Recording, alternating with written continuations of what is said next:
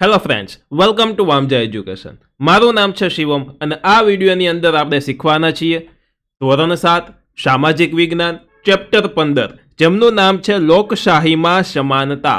આખો પાઠ છે આપણે એકદમ ડિટેલમાં વ્યવસ્થિત રીતના શીખી લેશું. અને જો આ આખો પાઠ તમે વ્યવસ્થિત રીતના શીખ્યો હશે તો આમના પ્રશ્નો જવાબ ચૂટકીમાં ચપટી વગાડતા તમને યાદ રહી જશે. એટલે આખો પાઠ સમજવો ખૂબ જરૂરી છે. તો ચોક્કસથી આપણે આખો પાઠ લીટી શબ્દ વ્યવસ્થિત રીતના આપણી પાઠ્યપુસ્તક છે તેમાંથી આપણે સમજવાનો છે.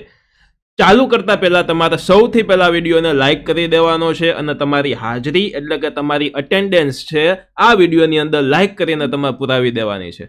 અન્ય તમારે કયા વિષયના તથા કયા ચેપ્ટર્સના વિડીયો જોતા છે એ મને કોમેન્ટ કરીને જણાવવાનું છે અને આ વિડીયો કેવો લાગે છે એ પણ તમારે કોમેન્ટ કરીને જણાવી દેવાનું છે. તો ચાલો ફટાફટ આપણે ચાલુ કરીએ. ધોરણ 7 સામાજિક વિજ્ઞાન ચેપ્ટર 15. સૌથી પહેલા જોવો નામ છે લોકશાહીમાં સમાનતા.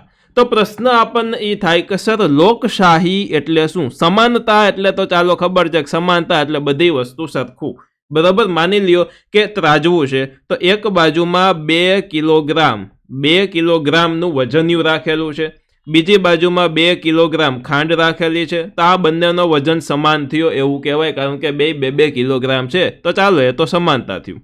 તો લોકશાહી એટલે શું? તો કે આપણો ભારત દેશ છે, આપણા ભારત દેશ છે એ લોકશાહી શાસન ધરાવતો દેશ છે. લોકશાહી એટલે કે લોકો દ્વારા, લોકો વડે, લોકોથી ચાલતું જે શાસન હોય તેને લોકશાહી શાસન કહેવાય. તો આપણો ભારત દેશ છે તે લોકશાહી દેશ છે. તમે કહેશો સાહેબ લોકોથી કેવી રીતના શાસન ચાલે? શાસન તો સરકારથી ચાલે. તો મિત્રો તમે મને એ કહો જોઈ કે જે સરકાર છે તે સરકાર બને છે કેવી રીતે? તો કે સરકાર છે એ લોકોના મતદાન કરી અને લોકો પોતે પોતાનો પ્રતિનિધિત્વ ચૂંટે છે. જે જનતા છે મતદાન કરીને પોતાનો પ્રતિનિધિત્વ ચૂંટે અને પછી તે સરકારમાં આગળ જાય અને તે શાસન ચલાવે. એટલે લોકોની જે ઈચ્છા હોય તે પ્રમાણે સરકારને ચાલવું પડે. એટલે કે તે પ્રમાણે સરકાર છે, મુખ્યમંત્રી તે પાર્ટીના કોઈ પ્રતિનિધિ બને, ત્યારબાદ વડાપ્રધાન છે તે પાર્ટીના કોઈ પણ પ્રતિનિધિ બને જે લોકો ચૂંટે છે, બરોબર. અને લોકોનો જે બહુમત છે તેના આધારે તે બને છે. તો આને લોકશાહી શાસન કહેવામાં આવે છે. સ્ટેપ બાય સ્ટેપ સમજીએ, બધી જ વસ્તુ તમને ક્લિયર થઈ જશે, ચિંતા ન કરતા. તો કે ભારત એક લોકશાહી દેશ છે. ભારત કેવો દેશ છે? તો કે લોકશાહી દેશ છે. એક વસ્તુ તમને કહેવાની છે કે ઘણા લોકો કોમેન્ટ કરે છે કે સર અમને બીજા વિડીયો જોવા છે, ઘણા મળતા નથી. તો તમારે પ્લે સ્ટોરમાંથી વામજા એજ્યુકેશન એપ્લિકેશન ડાઉનલોડ કરી લેવાની છે. તમે જેવી એપ્લિકેશન ડાઉનલોડ કરી લેશો, લોગિન કરશો એમની અંદર, એટલે આ ટાઈપનું પેજ ખુલશે. એમાં સૌથી પહેલાં અહીંયા તમારે તમારું ધોરણ સિલેક્ટ કરી લેવાનું છે. ત્યારબાદ અહીંયા ફ્રી કોર્સિસ નામનો ઓપ્શન છે. આ ફ્રી કોર્સિસની અંદર આપણા જેટલા વિડીયો યુટ્યુબમાં અવેલેબલ છે તે બધા જ વિડીયો આમાંથી તમે સરળતાથી શોધી શકશો. ઘણાની PDF ફાઇલ અવેલેબલ હોય તો તે પણ તમે ત્યાંથી એક્સેસ કરી શકશો, બરાબર. અને બિલકુલ ફ્રી છે, તો આનો તમારે ચોક્કસથી લાભ લેવાનો છે. જો વસ્તુ ત્યાં ઓછી હશે તો તમારે સમજવાનું કે આટલી વસ્તુ મૂકેલી છે અને બાકીની બધી વસ્તુ આવતી હશે, બરાબર. એટલે કે આપણે આખો કોર્સ ફ્રીમાં યુટ્યુબમાં વ્યવસ્થિત મૂકવાના જ છીએ. તો જેમ જેમ યુટ્યુબમાં એડ થતો જાય તેમ તેમ અહીંયા પણ તમને તે વસ્તુ જોવા મળશે. તો ચોક્કસથી તમારે એપ્લિકેશન ડાઉનલોડ કરી લેવાની છે. અને કોર્સ ખરીદવો હોય તમારે કોઈ વિષયનો તો આ કોર્સ નામના ઓપ્શનમાંથી તમે કોર્સ ખરીદી શકો છો. નેક્સ્ટ ચાલો. તો ભારત એક લોકશાહી દેશ છે. વિશ્વમાં સૌથી મોટી લોકશાહી ધરાવતા આપણા દેશના સંચાલન માટે બંધારણની રચના કરવામાં આવી છે. વિશ્વમાં સૌથી મોટી લોકશાહી આપણી ભારતની છે. એવું શું કામ? તો કે જ્યાં લોકોની સંખ્યા વધારે તેને સૌથી મોટું લોકશાહી કહેવાય, કારણ કે લોકો વધારે છે, બરોબર. અને આપણું દેશ વ્યવસ્થિત ચાલે એટલા માટે આપણા દેશનું સંચાલન કરવા માટે એક બંધારણની રચના કરવામાં આવી છે. અને બંધારણ દેશનું સંચાલન કરવા માટેની એક માર્ગદર્શિકા કહેવાય. જે બંધારણ છે આપણા દેશનું સંચાલન કેવી રીતના કરવું તેના માટેના નિયમો તમે કહી શકો, તેના માટેની એક પુસ્તક કહી શકો, તેના માટેની માર્ગદર્શિકા આને કહેવામાં આવે છે. ઓકે. વિશ્વમાં સૌથી મોટું લેખિત બંધારણ ભારતનું છે. સૌથી મોટું લખેલું લેખિત બંધારણ ભારતનું છે આખા વિશ્વમાં.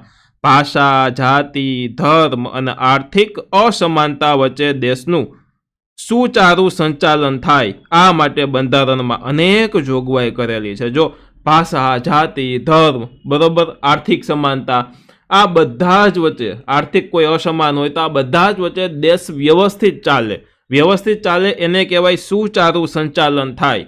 તો એના માટેની દરેક જોગવાઈ A to Z વસ્તુ આ બંધારણની અંદર લખેલી છે. આપણો દેશ એટલો વિશાળ અને ભિન્નતા ધરાવતો દેશ છે કે તેના સંચાલનમાં વિશેષ પ્રકારની વ્યવસ્થા ન હોય તો સંચાલન યોગ્ય રીતે થઈ શકતું નથી. આપણો દેશ ખૂબ મોટો દેશ છે, આપણા દેશની વસ્તી પણ ખૂબ વધારે છે, તો આપણા દેશનું સંચાલન કરવા માટે વિશેષ પ્રકારની કોઈ વ્યવસ્થા ન હોય તો સંચાલન થઈ શકતું નથી. એટલે આપણા દેશમાં આર્થિક, સામાજિક અને ધાર્મિક ભિન્નતા હોવા છતાં સૌને સમાન તક મળી રહે તે માટે આપણું બંધારણ તૈયાર કરનાર સૌએ ધ્યાન રાખ્યું છે. જો બીજા દેશમાં કેવું હોય કે કોઈ એવો દેશ છે કે જે ખાલી મુસ્લિમ વસ્તી ધરાવતો દેશ છે, તો ત્યાં જે લોકો રહે છે તે બધા મુસ્લિમ જ્ઞાતિના હોય. પરંતુ ભારત એવો દેશ છે કે અહીંયા તમામ ધર્મ છે, તમામ ભાષા બોલતા લોકો છે, બરોબર, અને આ બધા જ લોકોને એક સમાન ગણવામાં આવે છે. વિવિધતાવાળો દેશ છે, બરોબર. હિન્દુ, મુસ્લિમ, શીખ, ઈસાઈ બધા જ ધર્મના લોકો હળીમળીને રહે છે. તો એના માટે આપણે એક બંધારણ તૈયાર કર્યું છે કે જેથી આખી વસ્તુ વ્યવસ્થિત રીતના ચાલે. હવે આગળ જોઈએ સમાનતા. હમણાં આમાં શબ્દ જોયો કે સૌને સમાનતાનો અધિકાર છે. સમાનતાનો અધિકાર એટલે કે ધાર્મિક ભિન્નતા હોવા છતાં સૌને સમાન તક મળી રહે, એટલે કે ધર્મ અલગ અલગ હોવા છતાં પણ બધાને સમાન તક મળી શકે. તો આ સમાન તક, તો આમાં સમાનતા એટલે શું, કેવી રીતની સમાનતા? તો કે ભારતના બંધારણમાં સૌને સમાન તક આપવાનું ઠરાવવામાં આવ્યું છે કે બધાને સરખી તક મળવી જોઈએ, કોઈ ઊંચું નહીં, કોઈ નીચું નહીં, બરોબર. આ સમાનતા એટલે સૌ સમાન, સૌને સન્માન, એ આશય સાથે સરકાર બંધારણ મુજબ કાર્યરત છે. બંધારણ મુજબ તે કાર્યરત છે. સૌને સમાન અધિકાર એટલે કે કાયદા સમક્ષ સમાનતા અને કાયદાનું સમાન રક્ષણ. સૌને સરખા કાયદા લાગે અને સૌને સરખા કાયદાનું સમાન રક્ષણ પણ મળે, બરોબર. તો સૌને સરખું રક્ષણ મળે, બધા જ માટે કાયદા કાનૂન કેવા હોય, સરખા હોય, એમાં કોઈ માટે વિશિષ્ટ કાયદો હોઈ શકે નહીં. કાયદા આધારે સમાનતા છે. પેલું જોવો તો કે ભિન્ન ભિન્ન ધર્મની વ્યક્તિઓમાં સમાનતા, ભાષા કે બોલીને આધારે સમાનતા, શિક્ષણ મેળવવામાં સમાનતા, બધા જને શિક્ષણ મેળવવાનો અધિકાર છે, બધા જને વ્યવસ્થિત ભણાવવામાં આવે છે. તમે કોઈ પણ ગવર્મેન્ટ સ્કૂલમાં જાઓ તો કોઈ એમ નહીં કહે કે ભાઈ આ અમુક ઉંમરના છોકરા હોય તો એને ફરજિયાત તે લોકો રાખે જ. એમ નહીં પૂછે કે તમે આ ધર્મના છો તો અમે નહીં રાખીએ. ગવર્મેન્ટ સ્કૂલ છે તો ત્યાં રાખે જ. બધાને સમાન અધિકાર છે. વ્યક્તિગત વિકાસમાં સમાનતા, લિંગ આધારિત સમાનતા, વિચારોની અભિવ્યક્તિમાં સમાનતા. કોઈ એક સ્થળે પહોંચવાની હરીફાઈ રાખવામાં આવે છે. માની લો કે આપણે કોઈ એક સ્થળે જવાનું છે તો ત્યાં પહોંચવા માટેની હરીફાઈ છે, બરોબર. કે માની લો કે આ એ જગ્યા છે, અહીંયાથી આપણે જઈ અને અહીંયા બી જગ્યાએ પહોંચવું છે, આવી હરીફાઈ રાખે છે કે અહીંયાથી જવાનું છે અને આ બાજુએ પહોંચવાનું છે.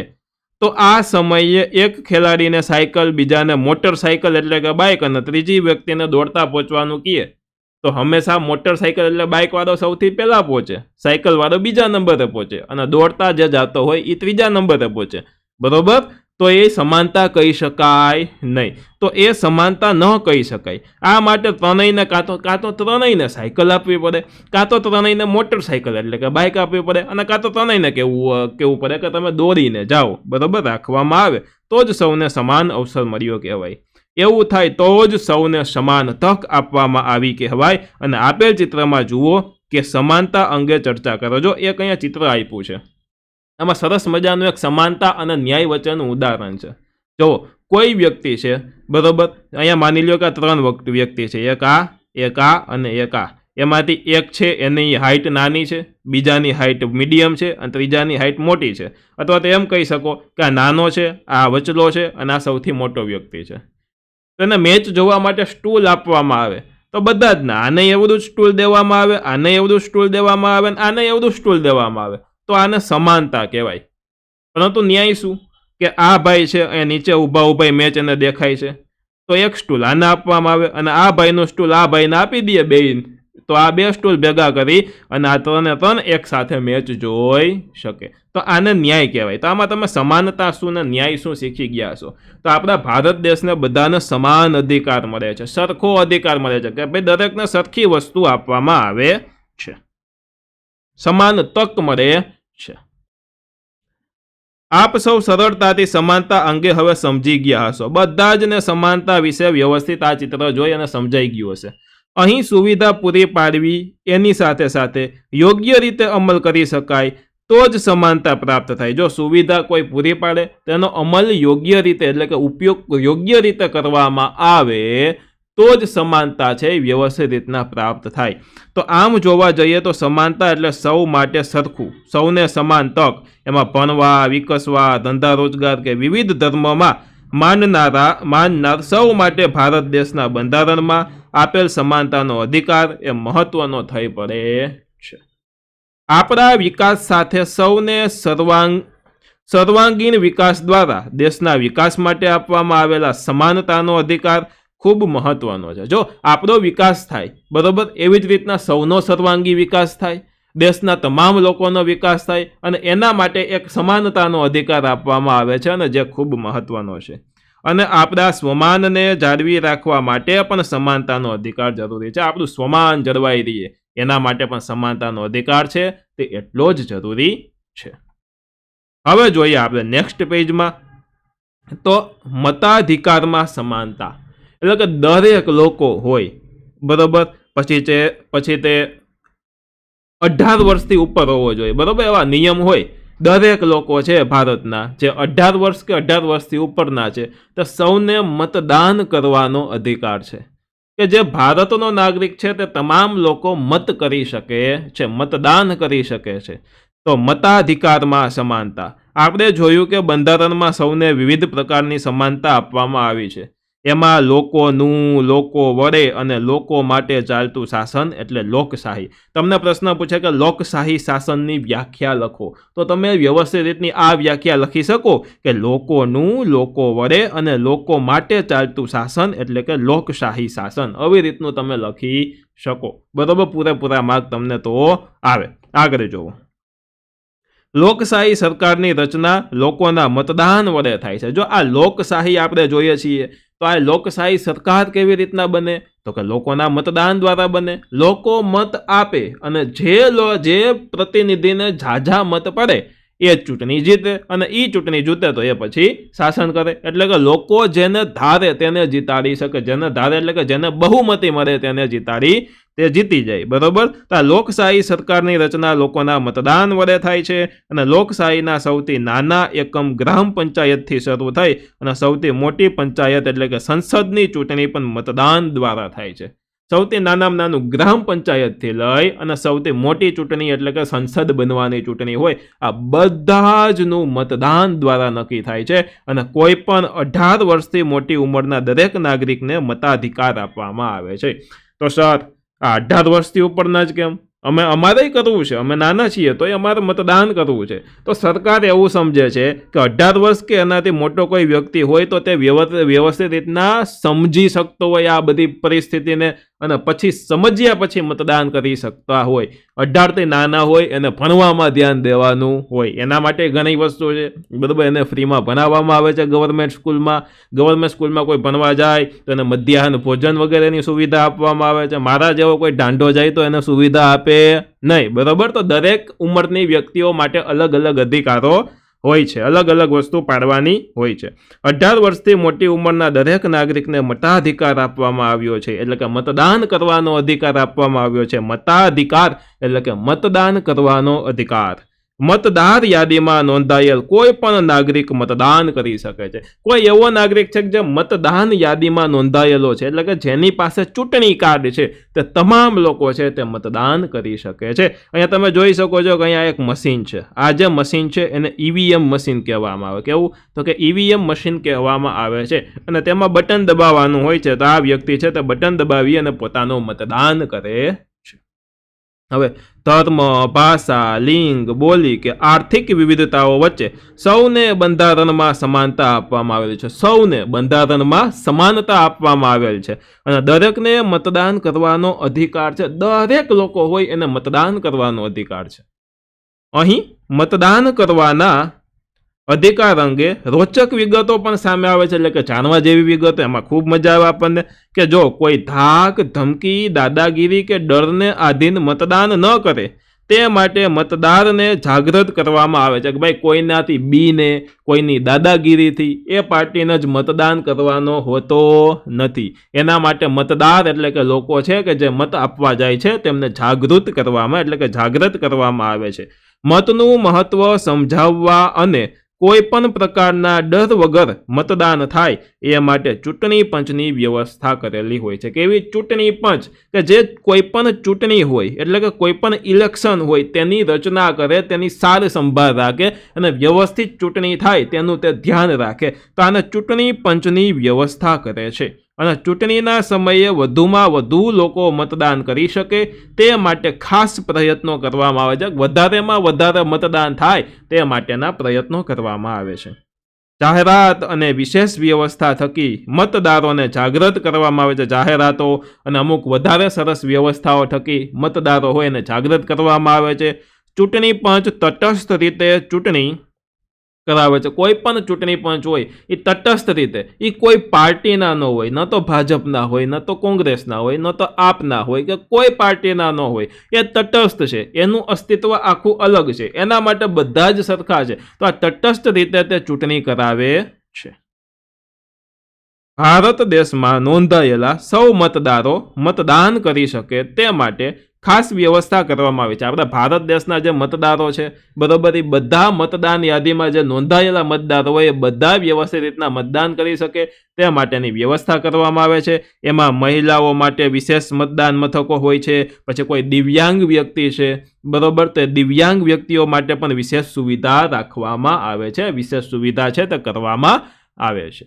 નેક્સ્ટ, હવે જોવો બાળ મજૂરી. બાળ એટલે કે અમુક વર્ષથી ઓછા ઉંમરનો કોઈ વ્યક્તિ હોય તો એની પાસે કોઈ કામ કરાવવામાં આવે, કોઈ મજૂરી કરાવવામાં આવે તો આને બાળ મજૂરી કહેવાય. અને આપણા ભારતમાં બાળ મજૂરી એક ગુનો છે.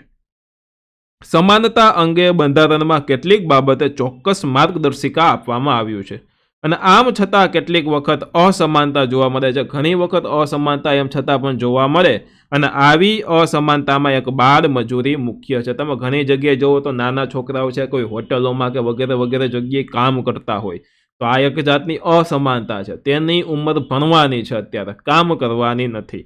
બાળ મજૂરી શિક્ષણ મેળવવાના અધિકારનો ભંગ ગણાય છે કે ભાઈ બાળ મજૂરી કરવી એ છોકરાનો શિક્ષણ મેળવવાનો અધિકાર છે, તેનો ભંગ ગણાય છે. કારણ કે એ જે મજૂરી કરે છે તે સમય એને એજ્યુકેશનમાં, એના શિક્ષણમાં એને આપવાનો હોય છે. અને આપણા દેશના સૌ નાગરિક 6 થી 14 વર્ષ સુધી મફત, ફરજિયાત અને સાર્વત્રિક ભણવાનો અધિકાર છે. આપણા દેશનો કોઈ પણ જ્ઞાતિનો, કોઈ પણ જાતિનો બાળક હોય કે જેની ઉંમર 6 થી 14 વર્ષ સુધીની હોય, આ લોકોને મફત અને ફરજિયાત અને સાર્વત્રિક ભણવાનો અધિકાર આવેલો છે. બધાય મફત ભણવાનું, ફરજિયાત ભણવાનું, સાર્વત્રિક એટલે સરખી વસ્તુ ભણવાનો અધિકાર છે. આ અધિકાર સમાન રીતે આપવામાં આવેલો છે અને આધુનિક સમયમાં ઉચ્ચ શિક્ષણમાં દીકરીઓને ન ભણવાનું વલણ ક્યાંક ક્યાંક જોવા મળે છે અને બાળકોને શાળામાં ભણવાનું છે તે ઉંમરે તેઓ મજૂરી કરે તો તે એક પ્રકારનો ગુનો બને છે. એટલે કે જે બાળકોને શાળામાં ભણવાનું છે એ ભણવાની જગ્યાએ તે ઉંમરે મજૂરી કરે છે તો આ એક જાતનો ગુનો બને છે. 14 વર્ષ કરતાં નાની ઉંમરના બાળકને મજૂરીએ રાખવું એ કાયદાનો ભંગ થયો કહેવાય. શું કહેવાય? કાયદાનો એક ભંગ થયો કહેવાય. હવે છે શ્રમ અને મહેતાણું. શ્રમ એટલે કે કાર્ય, અને જેવું કાર્ય કરે એના ઉપર એને જે પગાર મળે, જે વેતન મળે, જે પૈસા મળે એને કહેવાય મહેતાણું. તો જુઓ, એક જ સરખા કામમાં પુરુષ અને મહિલાને મજૂરી કરવામાં ભેદભાવ રાખવામાં આવે છે. ઘણી જગ્યાએ એવું થતું હોય કે એક જ સરખું કામ છે કે જે પુરુષો એ જ કામ કરે છે અને સ્ત્રીઓ એક કામ કરે છે, તો આ પુરુષો છે તેને વધારે રૂપિયા આપે જ્યારે સ્ત્રીઓને ઓછા રૂપિયા આપવામાં આવે. બરાબર, એવો ભેદભાવ ઘણી જગ્યાએ રાખવામાં આવે છે. બે કામ સરખું જ કરે છે. ઓછી મજૂરી આપવી પડે તે માટે કોઈક જગ્યાએ બાળ મજૂર પણ રાખવામાં આવે છે. ઓછી મજૂરી આપવી પડે એ માટે ઘણી જગ્યાએ બાળ મજૂર પણ રાખવામાં આવે છે. અને કેટલાક કામ દિવ્યાંગ વ્યક્તિઓ જોડે કરાવવામાં આવે છે. દિવ્યાંગ વ્યક્તિ કોઈ છે, કોઈ અપંગ વ્યક્તિ છે તો તેના જોડે પણ ઘણા કામો કરાવવામાં ઘણી જગ્યાએ આવતા હોય છે. તેમને આ કામનું મહેનતાણું ખૂબ ઓછું આપવામાં આવે છે, પગાર ખૂબ ઓછો આપવામાં આવે. અને લોકશાહીમાં દિવ્યાંગ વ્યક્તિઓનું શોષણ ન થાય તે માટે તેઓને તાલીમ આપી અને પગભર કરવા માટે સરકાર દ્વારા અનેક યોજનાઓ અમલી કરવામાં આવી છે. માની લો કે કોઈ દિવ્યાંગ વ્યક્તિ છે, એનું શોષણ ન થાય તો તેના માટે એને સ્પેશિયલ તાલીમ આપવામાં આવે અને એ કરી શકે તેવા કાર્ય એને શીખવવામાં આવે અને એને એ કાર્ય કરી શકે છે તે પ્રમાણની જોબ મળે, નોકરી મળે તેવી સરસ મજાની વ્યવસ્થા કરેલી છે. અને આપણી આસપાસ આવા દિવ્યાંગ વ્યક્તિ હોય તો તેને સહકાર આપવાની આપણી ફરજ થઈ પડે છે. આપણે એને સહકાર આપવું જોઈએ. અને દિવ્યાંગો, સ્ત્રી અને નાના બાળકોને ઓછું મહેનતાણું ચૂકવવામાં આવે છે અને આ એક જાતનો શું છે? અન્યાય છે. ભાઈ દિવ્યાંગ હોય, કોઈ સ્ત્રી હોય, કોઈ નાનું બાળક હોય તો એને ઓછી સેલેરી આપવામાં આવે, ઓછો પગાર આપવામાં આવે તો આ એક જાતનું અન્યાય છે. હવે જુઓ, લોકશાહીમાં સમાનતા. લોકશાહી એટલે આપણે વાત કરી કે લોકોથી, લોકો દ્વારા, લોકો વડે, લોકો માટે ચાલતું જે શાસન હોય તેને લોકશાહી શાસન કહેવામાં આવે છે. તો આ લોકશાહીમાં સમાનતા વિશે શીખીએ તો લોકશાહી દેશમાં સમાનતાને ખૂબ જ મહત્વ આપવામાં આવે છે અને અહીં સમાનતાનો અધિકાર આપવો એ સૌ માટે જરૂરી છે. સમાનતાનો અધિકાર એ બધા જ માટે, સૌ માટે જરૂરી છે. અને આપણે કોઈને સન્માન આપીએ તો કોઈ આપણને સન્માન આપે, આપણે બીજાને સન્માન આપો તો કોઈ આપણને સન્માન આપે. કોઈને તમે રાડું નાખીને બોલો તો સામેથી રાડું નાખીને જ તમને કહે. એટલે કે જો તમે કોઈને સન્માન આપો તો તમને કોઈક સન્માન આપે. એટલે કે આપણે કોઈને સન્માન આપીએ તો કોઈ આપણને સન્માન આપે. અને આ જ રીતે બંધારણમાં પણ સમાનતાનું મહત્વ સ્વીકારવામાં આવ્યું છે. સમાનતાનું મહત્વ છે તે સ્વીકારવામાં આવ્યું છે. અને કેટલાક અવલોકનોને આધારે જ્યારે દયાભાવ જોવામાં આવે ત્યારે સમજવું કે સામેવાળી વ્યક્તિને સમાન અધિકાર મળ્યો નથી. ક્યારેક કોઈની સામે તમે દયાભાવ જોવો તો દયાભાવ નામની વસ્તુ આવે ત્યારે સમજી લેવાનું કે સામેવાળી વ્યક્તિને સમાન અધિકાર છે, મળેલો નથી. અને આવી અનેક બાબતને સમજવા આપણે જાતે શું કરી શકીએ તે અંગે આપણે વિચારવું જોઈએ કે આપણે આ બધી બાબતો છે તેને સમજવા માટે આપણે શું કરી શકીએ તે વિશે વિચાર કરવાનો છે. તો જ જ્યાં જ્યાં સમાનતા નથી ત્યાં ત્યાં આપણે પ્રયત્ન કરી શકીએ. હું કશું ન કરી શકું એવો વિચાર ન કરવો જોઈએ, હું કાંઈ કરી ન શકું એવો કોઈ દિવસ વિચાર કરવો જોઈએ નહીં. આ માટે આપણે પહેલ કરવી જોઈએ, આગળ વધવું જોઈએ. સ્વચ્છતા આપણે જ રાખીએ તો જ કોઈને સ્વચ્છતા માટે કહી શકાય. જો તમે કોઈકને એમ કહો કે ભાઈ ચોખ્ખું રાખો, જ્યાં ત્યાં કચરો ન ફેંકો, પણ તમે પોતે જ કચરો ફેંકતા હોવ તો તમે કોઈને કહી શકો? ન કહી શકો. સૌથી પહેલાં આપણે સ્વચ્છતા રાખીએ તો જ બીજાને સ્વચ્છતા માટે કહી શકાય. એવું જ સમાનતા માટે પણ છે, એવું જ સમાનતા માટે છે. આપણે બાળ મજૂરી માટે કોઈ વ્યક્તિને ન રાખીએ તો જ આપણે બીજાને કહી શકાય કે ભાઈ તું રાખતો રહો નહીં. બરોબર? આપણે સ્ત્રીઓ પ્રત્યે ભેદભાવ ન કરીએ તો જ કોઈને કહી શકાય કે ભાઈ તું પણ ભેદભાવ કરતો નહીં. અહીં કેટલીક વિગત આપવામાં આવી છે અને આ વિગતના આધારે આપ સમાનતા અંગે શું કહી શકો તેની નોંધ કરો. ચાલો જોઈએ. તો પહેલું, મહિલાઓને ઓછી મજૂરી આપે તો આપણે શું કરી શકીએ? તો ભાઈ એને કહેવું પડે કે ભાઈ તું આવું ન કર, અને એવું કરતો હોય તો મહિલાઓને જાગૃત કરવા પડે. એમની કમ્પ્લેન પણ થઈ શકે. વ્યક્તિઓનું આર્થિક શોષણ થાય તો, બાળ મજૂર જોવા મળે તો, દિવ્યાંગ માટેની બસ ટિકિટ ઉપર અન્ય બેઠું હોય તો આ બધા જમાં આપણે કહેવું પડે, તેમને સમજાવવા પડે. અને એમ છતાં ન માને તો એની કમ્પ્લેન કરવાની હોય છે. આ બધી વસ્તુ કરવી પડે. નેક્સ્ટ, હવે આપણે જોઈએ અસમાનતા એક પડકાર. અસમાનતા છે એ આપણા માટે એક પડકાર છે. બરોબર?